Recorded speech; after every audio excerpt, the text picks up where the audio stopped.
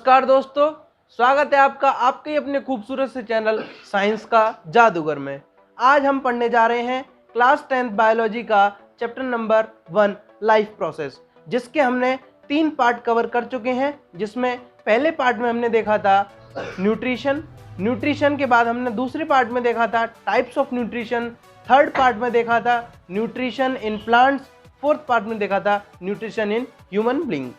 अब देखते हैं लाइफ प्रोसेस को करने के लिए हमारे पास 4 प्रोसेस थे: nutrition, respiration, transportation and excretion.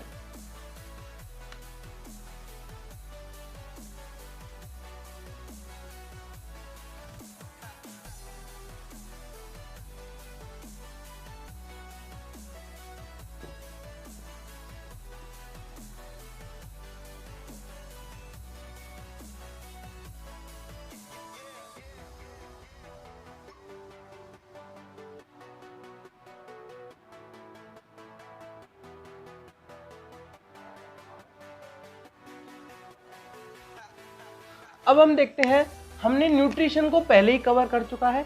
Nutrition हमने क्या क्या कवर करा है मैं आपको एक बार और रिवाइज करा देता हूँ। न्यूट्रिशन में हमने टाइप्स ऑफ न्यूट्रिशन पढ़े थे, जिसमें पहला था ऑटोट्रॉफिक, दूसरा था हेट्रोट्रॉफिक। ऑटोट्रॉफिक में हमने पढ़ा था प्लांट्स के बारे में, जिसमें हमने पढ़ा था फोटोसिंथेसिस। और हेट्रोट्रॉफिक में हमने पढ़ा था एनिमल्स के बारे में, ह्यूमन बींग्स के बारे में, जिसके 3 टाइप थे: saprophytic, parasitic and holozoic. Saprophytic में हमने क्या पढ़ा था? डेथ एंड डिके मटेरियल से लेता है कोई भी ऑर्गेनिज्म अपना फूड। और हमने पैरासाइटिक में पढ़ा था कि कोई भी ऑर्गेनिज्म बिना किल करे उस दूसरे होस्ट ऑर्गेनिज्म से अपना फूड ले लेता है। थर्ड जो पार्ट है होलोजोइक में कुछ स्टेप्स किए जाते हैं: इंजेशन, डाइजेशन, एक्सक्रीशन, ये सारे स्टेप वहाँ किए जाते हैं। वो स्टेप बाय प्रोसेस हमने होलोजोइक में पढ़ लिया। फिर हमने देखा था प्लांट्स में देख ही चुके हैं। फिर हमने देखा था nutrition in human beings. Nutrition in human beings में हमने पूरा एलिमेंट्री कैनाल का सिस्टम पढ़ा था: बकल कैविटी, ईसोफेगस के बाद स्टमक के बाद स्मॉल इंटेस्टाइन के बाद लार्ज इंटेस्टाइन में हमने देखा था कौन कौन से सिक्रीशन होते हैं, लिवर से होता है, पेनक्रियास से होता है, ये सब पढ़ा हमने। उसका एक्सक्रीशन भी कराया। अब हमारा जो नेक्स्ट टॉपिक है लाइफ प्रोसेस का, हमारा न्यूट्रिशन खत्म। नेक्स्ट प्रोसेस जो है हमारा रेस्पिरेशन, आज हम उसी को स्टार्ट करेंगे। So let us start respiration.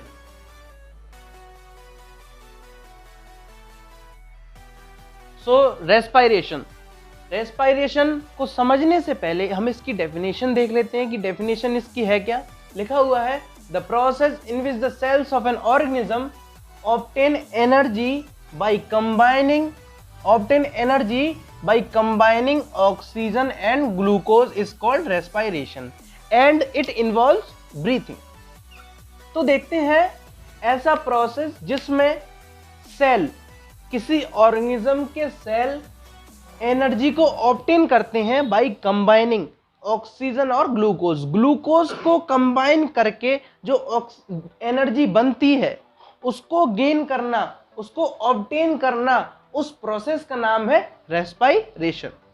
तो रेस्पिरेशन, अब दूसरी बात आती है, यहां तक आ गया रेस्पिरेशन, लेकिन ये डेफिनेशन है अधूरी। आप इसको नहीं लिखेंगे तो, क्योंकि इसमें है एंड इट इन्वॉल्व्स ब्रीथिंग। जो ऑक्सीजन है वो आ कहां से रही है? ग्लूकोज तो मैंने आपको न्यूट्रिशन बताया, न्यूट्रिशन में हमने क्या गेन किया? Mainly glucose. लेकिन न्यूट्रिशन प्रोसेस हो गया जिसमें हमें ग्लूकोज मिल गया। रेस्पिरेशन प्रोसेस को करने के लिए हमें ऑक्सीजन की नीड और है, वो उस ऑक्सीजन की नीड को पूरा करने के लिए हम करेंगे ब्रीथिंग। ब्रीथिंग मेनली होता है intake of oxygen and out releasing of carbon dioxide. जो ऑक्सीजन को इनटेक किया जाता है और कार्बन डाइऑक्साइड को रिलीज किया जाता है। ठीक है, तो देख लिया ऑक्सीजन हमें कहां से मिली? ब्रीथिंग से। उस ऑक्सीजन का हमने यूटिलाइजेशन किसमें किया? ग्लूकोज के साथ उसको कंबाइन किया उस ऑक्सीजन को, और हमने एक प्रोसेस किया जिसका नाम है रेस्पिरेशन, जिसके थ्रू हमने एनर्जी को गेन किया। ओके, तो टाइप्स ऑफ रेस्पिरेशन, अब टाइप्स देखते हैं इसके कि रेस्पिरेशन होता कैसे है, कितने प्रकार से होता है। कैसे तो हमने देख लिया कि ये रेस्पिरेशन है, होता ऐसे है, ये प्रोसेस है, ये प्रोसेस। अब इसको डीप में स्टडी करने के लिए इसके टाइप्स देखेंगे। टाइप्स है हमारे दो प्रकार के। जो टाइप्स हैं एरोबिक एंड एनएरोबिक। एरोबिक और एनएरोबिक, जिस शब्द के आगे एन लिखा है तो वो है ही नहीं है। और एरोबिक यानी कि the process of producing energy in the presence of oxygen, यानी कि ऐसा प्रोसेस जिसमें एनर्जी का प्रोडक्शन हो प्रेजेंस ऑफ ऑक्सीजन, यानी कि ऑक्सीजन की प्रेजेंस में। एनारोबिक का मतलब है in this the energy is produce in the absence और लैक ऑफ ऑक्सीजन। इसमें क्या होता है, एनर्जी प्रोड्यूस होती है, एनर्जी प्रोड्यूस इसमें भी होती है, इसमें भी होती है, क्योंकि इसी का नाम रेस्पिरेशन है, producing energy by oxygen and glucose. लेकिन इसमें क्या है, ऑक्सीजन या तो लैक यानी कि कम होती है, या फिर एब्सेंस होती है, या तो होती ही नहीं है, होती है तो बहुत कम होती है, ना मात्र होती है थोड़ी सी। अब दो प्रोसेस हो गए, एरोबिक और एनारोबिक। एरोबिक का मतलब जिसमें ऑक्सीजन की प्रेजेंस है, एनारोबिक का मतलब जिसमें ऑक्सीजन लैक या एब्सेंस है। तो हमने देखा रेस्पिरेशन। रेस्पिरेशन में एरोबिक और एनारोबिक। एरोबिक की एक ही कंडीशन है, एनारोबिक की दो कंडीशन है। एक कंडीशन है लैक ऑफ ऑक्सीजन, दूसरी कंडीशन है एब्सेंस ऑफ ऑक्सीजन। ये क्या है, रेस्पिरेशन दो प्रकार का, एरोबिक और एनारोबिक। एरोबिक की आपने डेफिनेशन देखी थी अभी थोड़ी देर पहले, प्रेजेंस ऑफ ऑक्सीजन में होता है। एनारोबिक क्या होता है, दो कंडीशन होती है, लैक ऑफ ऑक्सीजन और एब्सेंस ऑफ ऑक्सीजन। अब हम देखते हैं एक रेस्पिरेशन का एक केमिकल प्रोसेस जो होता कैसे, अंदर बॉडी में होता कैसे। हमने देखा था ग्लूकोज और ऑक्सीजन का कॉम्बिनेशन है। ग्लूकोज और ऑक्सीजन को कंबाइन हम कैसे करेंगे, इसको हम डिस्कस कर लेते हैं यहाँ पे। सबसे पहले ये हम जान लेते हैं ये प्रोसेस होता कहाँ है। ये जैसे कि एरोबिक रेस्पिरेशन और एनारोबिक रेस्पिरेशन। एरोबिक रेस्पिरेशन हमारा है सेल्यूलर प्रोसेस, ये भी सेल्यूलर प्रोसेस है। और हमने इसके बाद इसकी डेफिनेशन हमने चीज देखी थी, इट इन्वॉल्व्स ब्रीथिंग, उसको बोलते हैं एक्सटर्नल रेस्पिरेशन। ये जो रेस्पिरेशन है गैसियस एक्सचेंज वाला, गैसियस एक्सचेंज वाला कौन सा था, ब्रीथिंग वाला, ये हमारा रेस्पिरेशन है एक्सटर्नल रेस्पिरेशन, आप नोट कर सकते हैं। और ये जो ये वाला रेस्पिरेशन है एरोबिक और एनारोबिक, ये है हमारा सेलुलर रेस्पिरेशन और इंटरनल रेस्पिरेशन। ब्रीथिंग को हम मेनली बोलते हैं एक्सटर्नल रेस्पिरेशन, कोई कंफ्यूजन वाली बात नहीं है, यही है कि ब्रीथिंग को बोला जाता है एक्सटर्नल रेस्पिरेशन। और जो ये प्रोसेस है एरोबिक और एनारोबिक, इसको बोलते हैं इंटरनल रेस्पिरेशन और सेल्यूलर रेस्पिरेशन। सेल्यूलर रेस्पिरेशन इसलिए बोलते हैं ये सेल्स में होता है। सेल्स में होता कहाँ पे है, साइटोप्लाज्म और माइटोकॉन्ड्रिया में। तो देखते हैं ये क्या है। अब ग्लूकोज और ऑक्सीजन का मिक्सअप बताया था, तो क्या है ग्लूकोज जो है हमारा पायरोवेट और एनर्जी में टूटता है। अब हमारे पास तीन कंडीशन है, एक है प्रेजेंस ऑफ ऑक्सीजन की, एक है लैक ऑफ ऑक्सीजन की, और तीसरी है एब्सेंस ऑफ ऑक्सीजन की। तो ये देखते हैं कि ग्लूकोज पायरोवेट और एनर्जी में टूट गया, ठीक है। अब ये जो टूटेगा रेस्पिरेशन के थ्रू, तो आपको बता दूं ग्लूकोज क्या है। ग्लूकोज हमने वहां पढ़ा था, कहाँ पे, फोटोसिंथेसिस की प्रोसेस में। पूरा हमने ह्यूमन जो न्यूट्रिशन सिस्टम है उसको, उसमें भी हमने बहुत पढ़ा था ग्लूकोज के बारे में। यहाँ ग्लूकोज का फॉर्मूला आपको पता होना चाहिए, ये क्या है, C6H12O6। लिख लेते हैं एक बार, C6H12 क्या है, ग्लूकोज, जो बॉडी की बेसिक नीड है, एनर्जी जो देती है। अब देखते हैं पायरोवेट और एनर्जी में हमारा ग्लूकोज टूट गया। अब जानते हैं कि पायरोवेट क्या है, एनर्जी आप जानते हैं। पायरोवेट क्या है, पायरोवेट है C3H4O3। ये बोर्ड के पॉइंट ऑफ व्यू से नहीं है, ये बोर्ड में नहीं पूछा जाता कि what is the formula of pyruvate. आप अपनी नॉलेज के लिए लर्न कर सकते हैं कि पायरोवेट का फॉर्मूला C3H4O3 है, ठीक है। अब हमारी तीन कंडीशन में ग्लूकोज, अब ग्लूकोज से पायरोवेट बन गया, पायरोवेट और एनर्जी। अब पायरोवेट और एनर्जी का ब्रेकडाउन होगा किस किस में, तीन कंडीशन में, presence of oxygen, lack of oxygen और एब्सेंस ऑफ ऑक्सीजन। तो सबसे पहले बात करते हैं प्रेजेंस ऑफ ऑक्सीजन की। तो प्रेजेंस ऑफ ऑक्सीजन में देखते हैं जो हमारा पायरुवेट है यानी कि C3H4O3, प्रेजेंस ऑफ ऑक्सीजन में ये टूटेगा वाटर में, ऑक्सीजन में और एनर्जी में। ठीक है, एक बार फिर बताता हूं आपको, एक बार ध्यान से सुनिए और नोट करिए, स्क्रीनशॉट ले सकते हैं आप कि ग्लूकोज से पायरुवेट बना कहां पे, साइटोप्लाज्म में।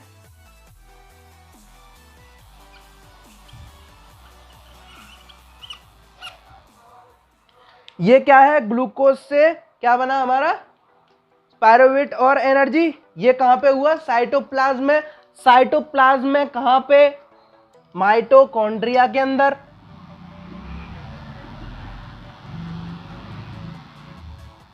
नाइन्थ क्लास में the cell fundamental unit of life, ये चैप्टर है, इसमें आपको बताया जाता है सेल के बारे में।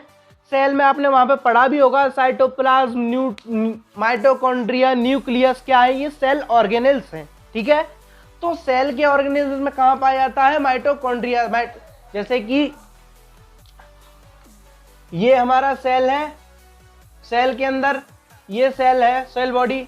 ये क्या है, अंदर का जो सरफेस है लिक्विड टाइप वो है साइटोप्लाज्म, और उसके अंदर जैसे ये पूरा साइटोप्लाज्म, इसके अंदर एक ऑर्गेनेल है, उसका नाम है माइटोकॉन्ड्रिया। ठीक है, समझ गए,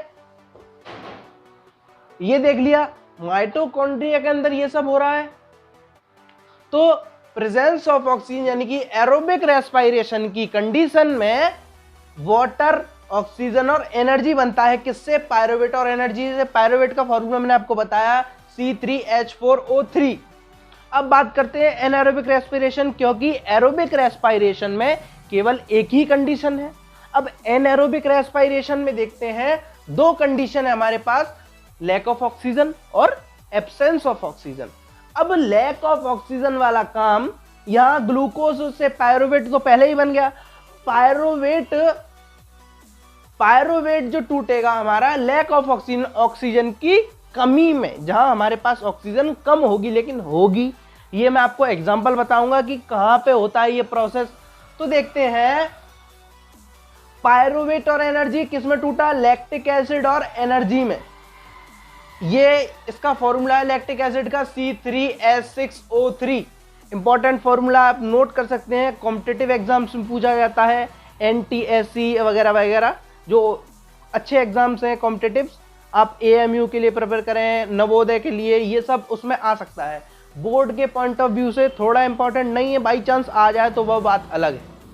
तो देखते हैं पायरुवेट और एनर्जी किस में टूटा, लैक्टिक एसिड और एनर्जी में। अब देखते हैं ये प्रोसेस होता कहां पे। जैसे कि जब कोई एथलीट रन करेगा, रन करता हुआ आएगा, उसकी एनर्जी क्या होगी, रिलीज होगी, उसकी एनर्जी यूटिलाइज वहां पे हो गई। अब जैसे उसमें ब्रीथिंग प्रोसेस होता है, एथलीट जब रनिंग करता है, जैसे रनिंग यानी कि ज़्यादा मेहनत वाला काम, रनिंग नहीं, आप कुछ भी कर लें, जिम करके आए आप, और कोई कुछ हार्ड वर्क करें जिसमें एनर्जी ज़्यादा लगे, ये क्या है, ब्रीथिंग प्रोसेस। ब्रीथिंग प्रोसेस में उसको चाहिए ऑक्सीजन, लेकिन वहाँ क्या है, lack of oxygen, lack of oxygen है। अब कोई भी एथलीट दौड़ रहा है, कोई हार्ड वर्क कर रहा है, कोई भी इंसान, तो क्या करेगा, उसकी जो मसल्स हैं उनमें ऑक्सीजन पहुंच नहीं पाती है, क्योंकि उसको ज़्यादा रिक्वायरमेंट है, लेकिन उसको ज़्यादा उस रिक्वायरमेंट के हिसाब से ऑक्सीजन मिल नहीं रही है, तो उसकी मसल्स तक नहीं पहुंचेगी। मसल्स में अगर मसल्स में नहीं पहुंचेगी तो वहां पे ये प्रोसेस होता है, लैक्टिक एसिड का फॉर्मेशन होता है। जब उसको ऑक्सीजन नहीं मिलती है तो वहां उसका फॉर्मेशन जो होता है लैक्टिक एसिड और एनर्जी। लैक्टिक एसिड हमारा C3H6O3, ठीक है, ये मसल्स में होता है। अब मसल्स में जहां ऑक्सीजन नहीं मिलती है वहां होते हैं क्रैम्प्स।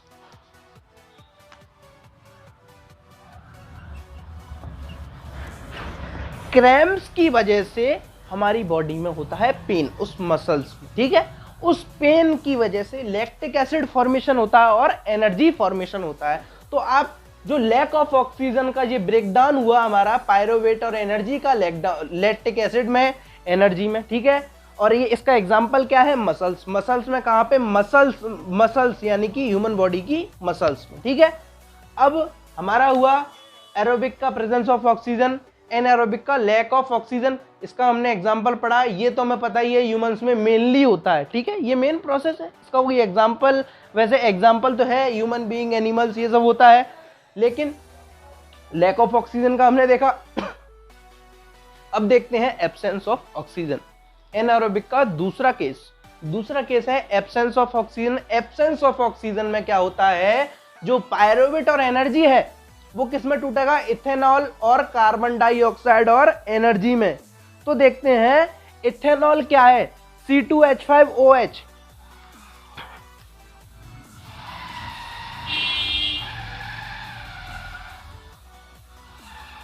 ओके, इथेनॉल है हमारा C2H5OH। जब ऑक्सीजन हमारे पास बिल्कुल ही नहीं है तो वहां होगा इथेनॉल C2H5OH। तो C2H5OH बनेगा और कार्बन डाइऑक्साइड बनेगा, कार्बन डाइऑक्साइड के साथ एनर्जी बनेगा, एनर्जी हर जगह मिलेगी, ठीक है, ये सब देखा। अब ये जो मेन प्रोसेस है ये होता है मेनली ईस्ट में। ईस्ट क्या है, फंगस फैमिली का ऑर्गेनिज्म। यहाँ ये जैसे कि ये ईस्ट है, ये कहाँ डाला जाता है, ईस्ट यूज किया जाता है production of biscuits, bread, cake.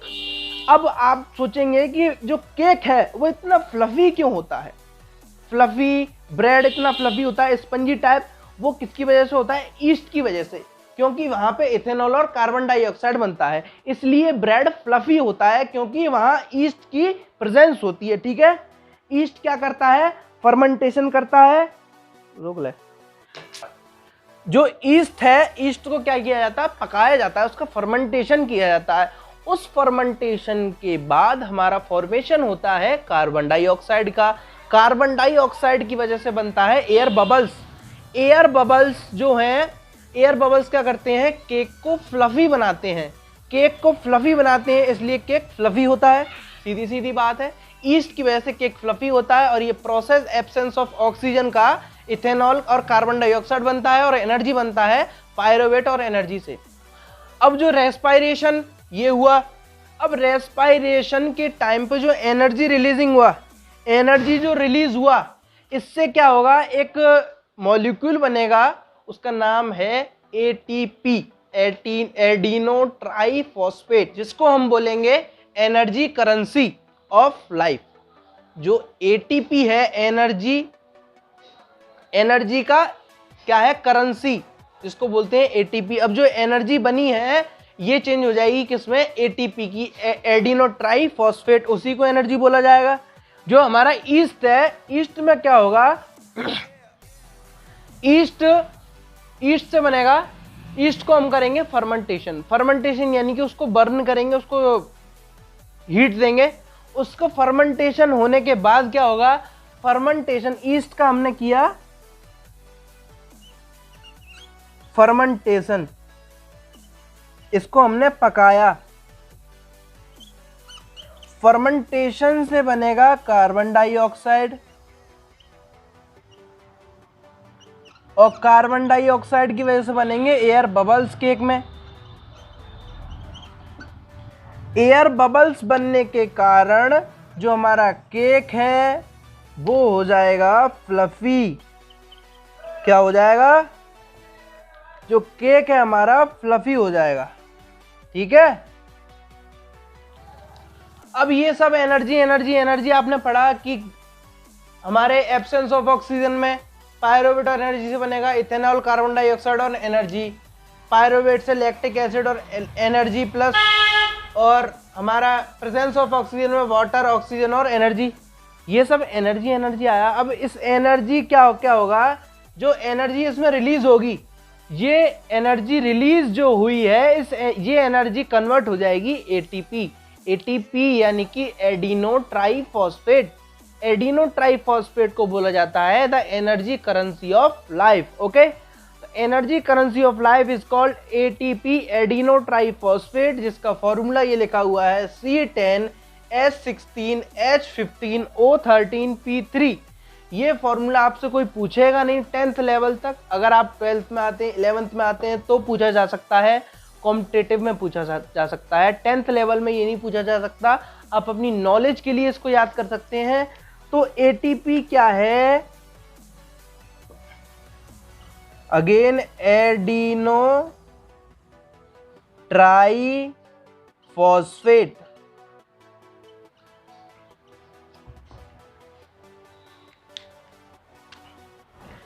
Adeno tri phosphate, 3 phosphate और adeno tri phosphate is called energy currency of life. Adeno triphosphate क्या है? हमारा एनर्जी करेंसी लाइफ का। अभी हमने देखा कि ग्लूकोज और एनर्जी का कैसे पायरुवेट में ब्रेकडाउन होता है। पायरुवेट से 3 केसेस आए, absence of oxygen, lack of oxygen and presence of oxygen. इन सब ने हमें देखा कि लैक ऑफ ऑक्सीजन में क्या होता है, प्रेजेंस ऑफ ऑक्सीजन में क्या होता है और एब्सेंस ऑफ ऑक्सीजन में क्या होता है। अब हम देखने जा रहे हैं, हमने देख लिया जो एरोबिक और एनारोबिक में 2 केस थी, उन 2 केस में 2 प्रोसेस हैं, एरोबिक और एनारोबिक, उनमें 3 केस थे। सॉरी, मैंने 2 केस बोला। जो 3 प्रोसेस हैं, उन 3 प्रोसेस में पायरुवेट और एनर्जी का ब्रेकडाउन कैसे होता है। किसी में इथेनॉल और कार्बन डाइऑक्साइड बनता है, किसी में वाटर और कार्बन डाइऑक्साइड बनता है। ठीक है। ईस्ट में हमने देखा, ईस्ट में केक फ्लफी क्यों होता है? क्योंकि वहां पे ईस्ट का फर्मेंटेशन कराया जाता है, उसको पकाया जाता है, पकाने के बाद उसमें कार्बन डाइऑक्साइड बनता है। कार्बन डाइऑक्साइड बनने की वजह से केक में एयर बबल्स पैदा होते हैं, एयर बबल्स की वजह से केक होता है फ्लफी। ओके,